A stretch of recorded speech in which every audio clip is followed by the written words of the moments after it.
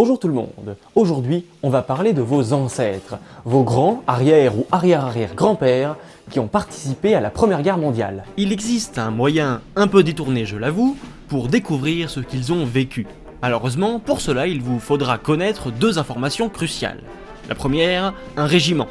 Et la seconde, être sûr qu'il ait bien combattu pour la France.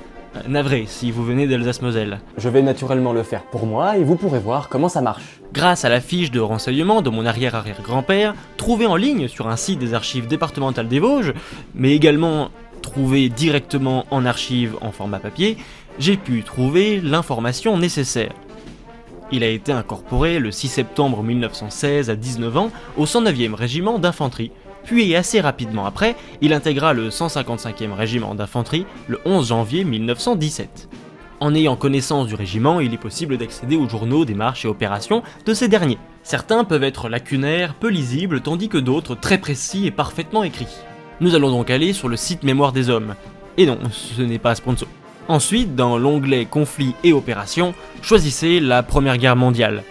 Parmi les nombreuses rubriques, trouvez journaux des unités engagées dans la Première Guerre mondiale, puis faites une recherche. Dans la colonne de gauche, trouvez armée de terre et déroulez les sous-rubriques jusqu'à atteindre régiment d'infanterie. Trouvez le régiment que vous cherchez, personnellement, je vais aller voir le 155e et voyons combien de JMO sont à notre disposition. Personnellement, j'en ai 5, divisés en périodes chronologiques. Puisque mon arrière-arrière-grand-père est arrivé dans ce régiment en janvier 1917, je vais directement cliquer sur celui qui correspond. Ici, de mai 1916 à octobre 1917. Une image apparaît juste à droite sur laquelle nous allons cliquer. À la page 31, je tombe sur la bonne date. Le régiment doit tenir le sous-secteur qui lui a été assigné et l'entretenir, et il ne semble pas au cœur d'un terrible combat au vu des pertes enregistrées.